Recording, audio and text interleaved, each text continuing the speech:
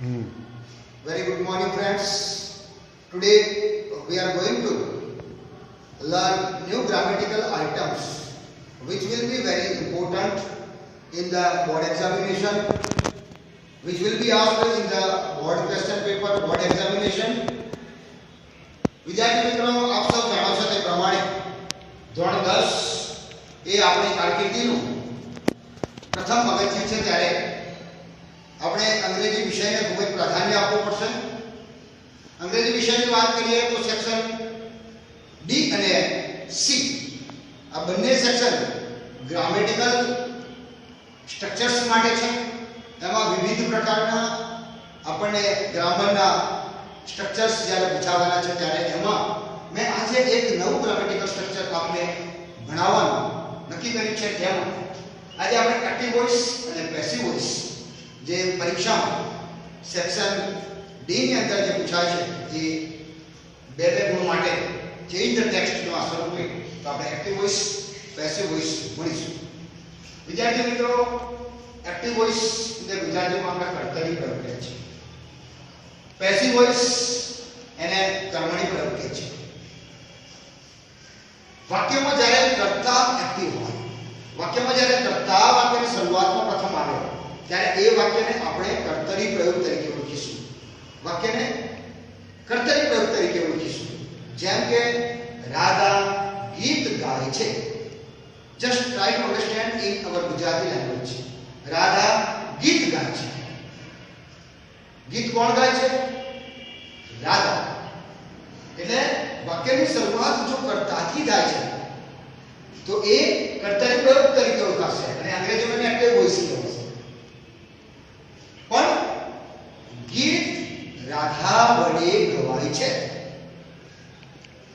ગીત રાધા વડે ગવાય છે. આ વાક્યમાં કર્મ ઓબ્જેક્ટ એ વાક્યની શરૂઆતમાં આવે છે તે વાક્ય પેસિવ વોઇસ બની જાય છે. એટલે એવા વાક્યને આપણે કર્મણી પ્રયોગ તરીકે ઓળખીશું. ક્લિયર? હવે અહીંયા એક વાક્ય લખ્યું છે વિદ્યાર્થી મિત્રો. હવે આપણે આ વસ્તુને અંગ્રેજીમાં આપણે શીખવાની છે. સચિન પ્લેસ ક્રિકેટ ડે આ વાક્ય છે આપણી પાસે. એમાં સચિન જે છે એ વાક્યમાં કર્તા છે. કર્તાને અંગ્રેજીમાં ઓબ્જેક્ટ કહીશું. કર્તા એટલે ક્રિયાનો કરનાર.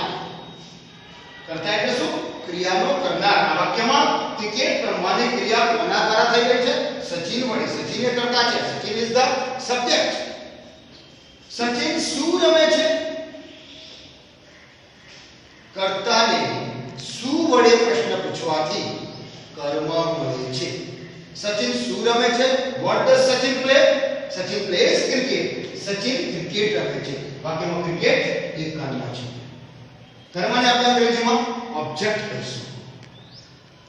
કર્તા દ્વારા થતી જે ક્રિયા છે એની અસર દર્શાવતું પદ એટલે કર્મ. સચિન શું રમે છે? ક્રિકેટ રમે છે. કર્તા કર્મની વાત આપણે અહીંયા સ્પષ્ટ થઈ જાય છે. અને પ્લે એ ક્રિયાપદ છે, વર્ગ છે, ક્રિયા દર્શાવતું પદ છે. અને ડે એ સમયદર્શક શબ્દ છે. એટલે આ વાક્યનું આખું એનાલિસિસ આપણે અહીંયા સમજીએ. હવે વિદ્યાર્થી મિત્રો, જ્યારે એક્ટિવમાંથી પેસિવ વોઇસ કરવાનો છે તો એના બે ત્રણ સ્ટેપ્સને આપણે ફોલો કરવા પડશે. સ્ટેપ નંબર 1 કે જ્યારે એક્ટિવમાંથી પેસિવ કરવું છે ત્યારે સૌપ્રથમ આપણે એ જોવાનું રહેશે કે એક્ટિવમાંથી પેસિવ વોઇસ કરવા માટે આપેલું વાક્ય કયા કાળનું છે અને વાક્યનો પ્રકાર કયો છે. દાખલા તરીકે અહીંયા વાક્ય લખ્યું છે સચિન પ્લેસ ક્રિકેટ ડેલી.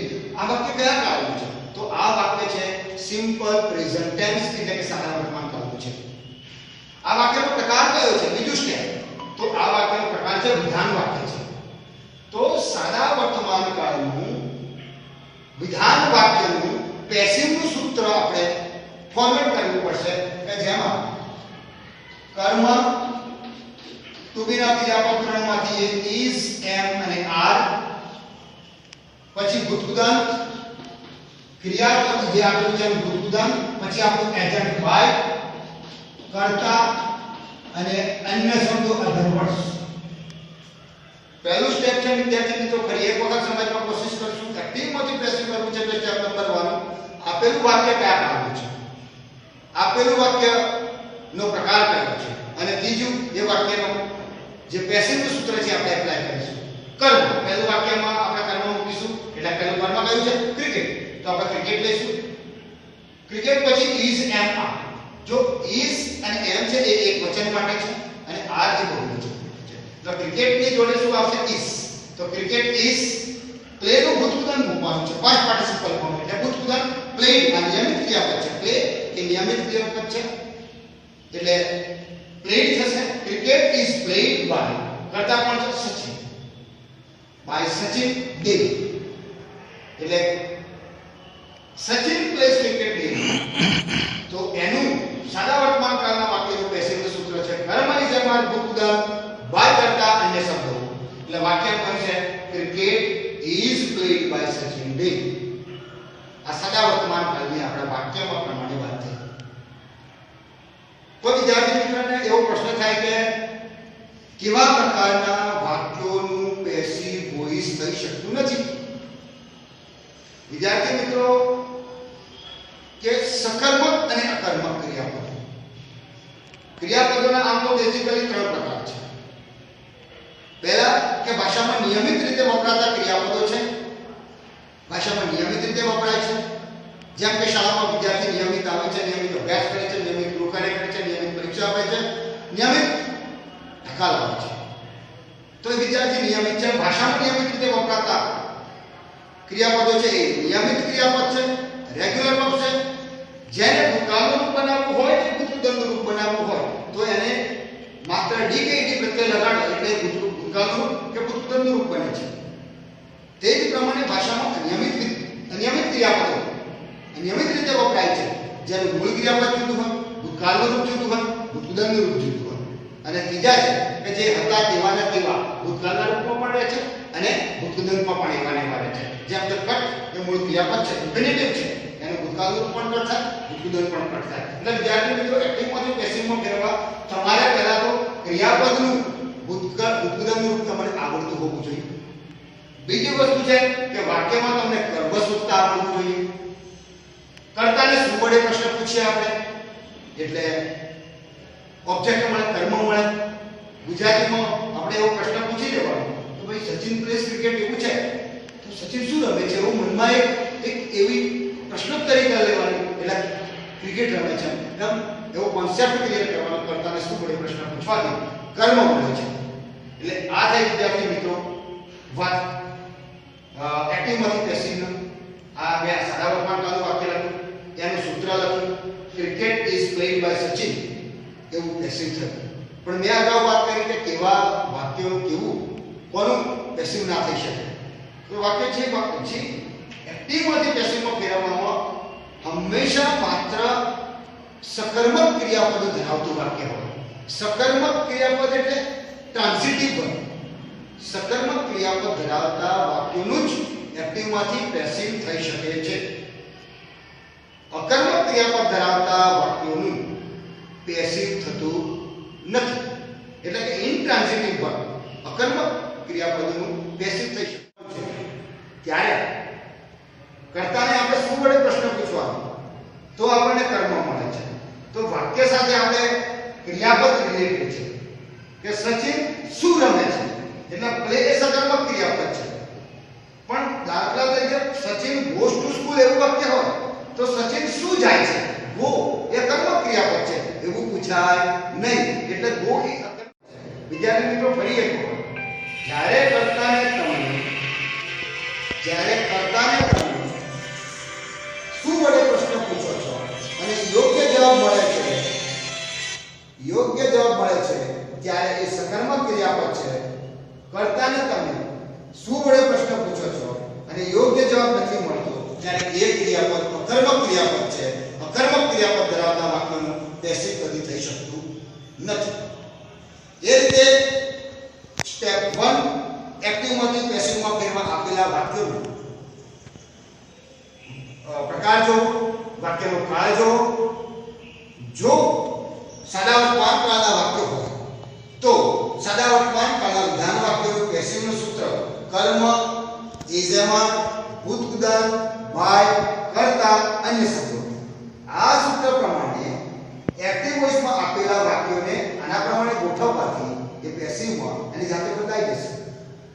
ઘણા વિદ્યાર્થીઓને એવો પ્રશ્ન થાય કે સર આ તો જ્ઞાન વાક્યની થઈ, પણ જો વાક્ય સદા વર્તમાન કાળનું હોય અને પ્રશ્નાર્થ હોય, ઇન્ટ્રોગેટિવ હોય, ડબલ ઇલેટ નહીં, ઇન્ટ્રોગેટિવ હોય, તો એવા વાક્યનું પેસિવ વોઇસ કરવા માટે શું કરવાનું?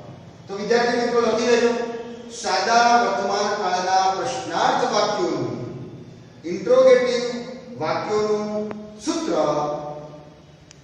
પહેલા ઇઝ એમ આર, પછી કર્મ, પછી ભૂતગુદાન, પછી બાય, પછી કર્તા, પછી અન્ય શબ્દો.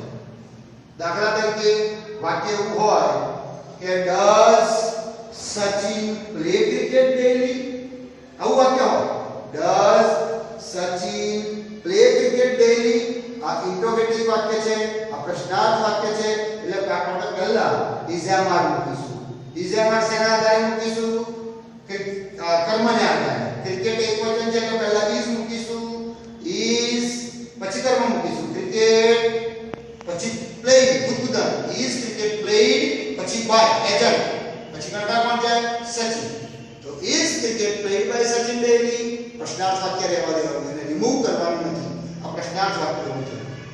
વિદ્યાર્થી મિત્રો એક્ટિવમાંથી પેસિવ કરો છો ત્યારે જો કરતા આઈ હોય, વી હોય, યુ હોય, દે હોય, હી શી ઇટ હોય, એટલે કે સર્વનામ હોય, નામને બદલે સર્વનામ અહીંયા જો વપરાયેલું હોય અને આપણે પેસિવ કરવું છે તો આઈ હોય તો બાય નહીં કરવું, વી હોય તો બાય અસ કરવું, બાય પછી કોઈ નામ નથી, સર્વનામ છે એટલે બાય નું આઈ ની જગ્યાએ વી કરવું. અહીંયા કરતા વી હોય તો બાય નું અસ, યુ હોય તો બાય યુ, દે હોય તો ધેમ, હી હોય તો બાય હિમ, શી હોય તો બાય હર અને ઈટ હોય તો બાય ઈટ કરવાનું રહેશે.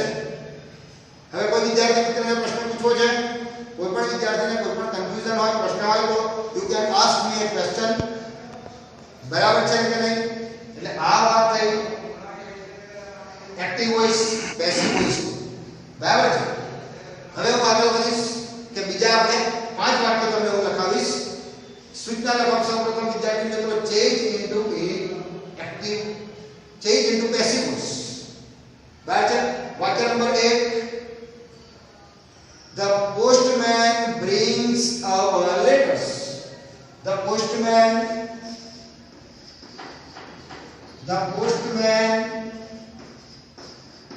brings our letters.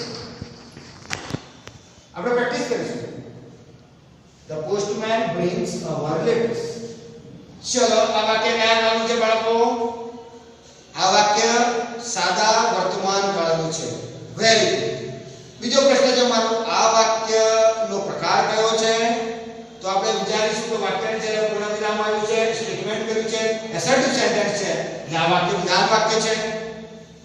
સાદા વર્તમાન કાળનું છે તો પહેલા કર્મ લેવું પડશે. કર્મ લેવા માટે શું કરવું પડશે? કર્તાને શું વડે પ્રશ્ન પૂછવો પડશે? ધ પોસ્ટમેન શું લાવે છે? કે અવર લેટર્સ. તો અવર લેટર્સ છે કર્મ થઈ ગયું. અવર લેટર્સ આ બહુવચન છે કર્મ, એટલે ઇઝ એમ આર માંથી શું આવશે? આ. બ્રિંગ નું ભૂતકાળ શું થશે? ભૂતગુદાન શું થશે? બ્રોટ. તો letters are brought by the postman. Our letters are brought by the postman. આપણ સારા વર્તમાન કાળનું વાક્ય હતું. આ એક્ટિવ વોઇસ માંથી આપણે પેસિવ વોઇસ. પડી સમજણ? Now I would like to give you 5 to 10 sentences of simple present tense change into passive voice. Write down the sentence number 1. Geeta sings a song every day. Number 2, Heta writes a letter to her friends.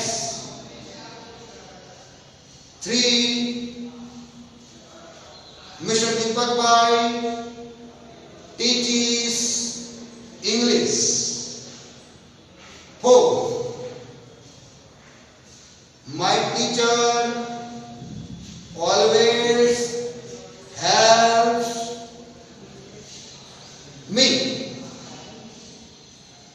5. The driver drives a car. Now it is right time to do the some practice to change into passive voice. Now, have you any query or question to ask me? Okay. All these are sentences are belongs to simple present tense. All these sentences are assertive sentences. So you can apply the formula karma, izaman, butkudan, by, karta, other words. Okay, done. Active voice, passive voice. I have written some sentences on the board. First of all, I would like to read these sentences. Father brings cake for me. She writes a letter. The peon rings the bell. They clean their rooms. Mr. Patel teaches English. My mother brings fresh fruits. He draws pictures every week. These are the sentences. હવે વિદ્યાર્થી મિત્રો મારે આપની પાસે જાણવું છે કે આ વાક્યો કયા પ્રયોગોમાં લખાયેલા છે. શું તે એક્ટિવ વોઇસમાં વાક્યો છે કે પેસિવ વોઇસમાં વાક્યો છે? Yes, very good. આ બધા જ વાક્યો જે લખેલા છે એ એક્ટિવ વોઇસમાં લખેલા છે. એક્ટિવ વોઇસમાં લખેલા છે એ વાક્યો એટલે કે કર્તરી પ્રયોગમાં લખેલા છે. એમ શેના આધારે આપણે કારણ કાઢ્યું, શેના આધારે સાબિત કર્યું? કારણ કે દરેક વાક્યમાં જે કર્તા છે એ વાક્યનો બોસ છે, વાક્યનો ફર્સ્ટ મેમ્બર ઓફ ધ ફેમિલીની સમાન છે. વાક્યમાં વાક્ય કર્તાથી શરૂ થયું છે, વાક્ય એક્ટિવ વોઇસ છે. હવે આ બધા વાક્યોને આપણે પેસિવ વોઇસમાં ફેરવવાના છે.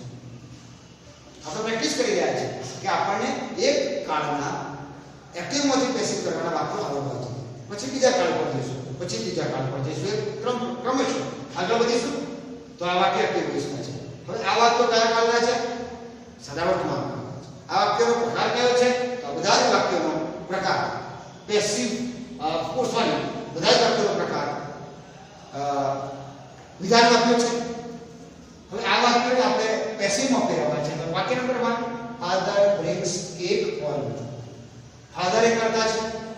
તો પહેલા કરતાને શું વડે પ્રશ્ન પૂછું? કરતા શું બ્રિંગ કરે છે, શું લાવે છે? કે cake.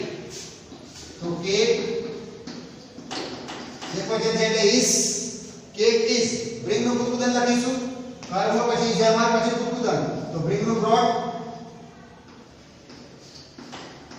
Cake is brought by father for me. Father brings cake for me. Cake એક વચન છે એટલે is, cake is, bring નું બુદ્ધુદાન brought by father for me. બરાબર છે. એ રીતે બીજું વાક્ય જોઈશું. She writes a letter. What does she write? A letter. A letter is an object. A letter. Object is singular. A letter is written. The past participle of the verb to write. A letter is written by. She is the pronoun. By her. She writes the letter. A letter is written by her. એવું થશે. સમજાયું? વેલ. બાકી number 3. The peon rings bell. Yes. Bell is the past participle of the verb. Ring is rung. The bell is rung by the peon. Yes. Vakya number 4.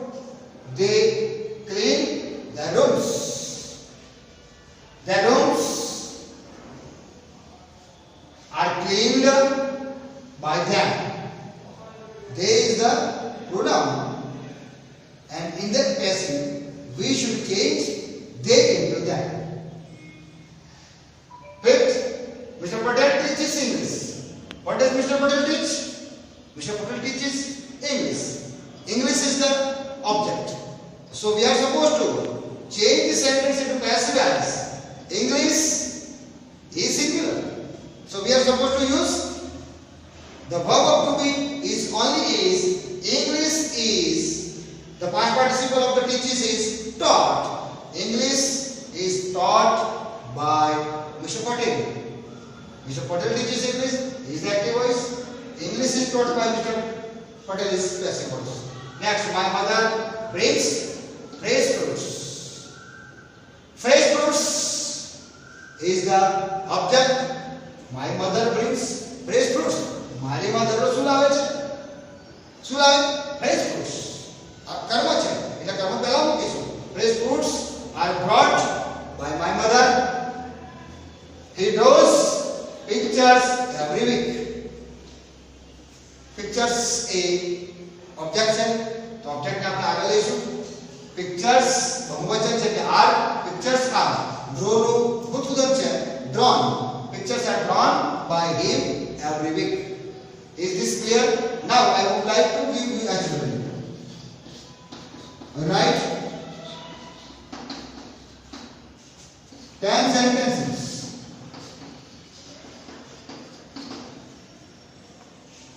of change into passive voice.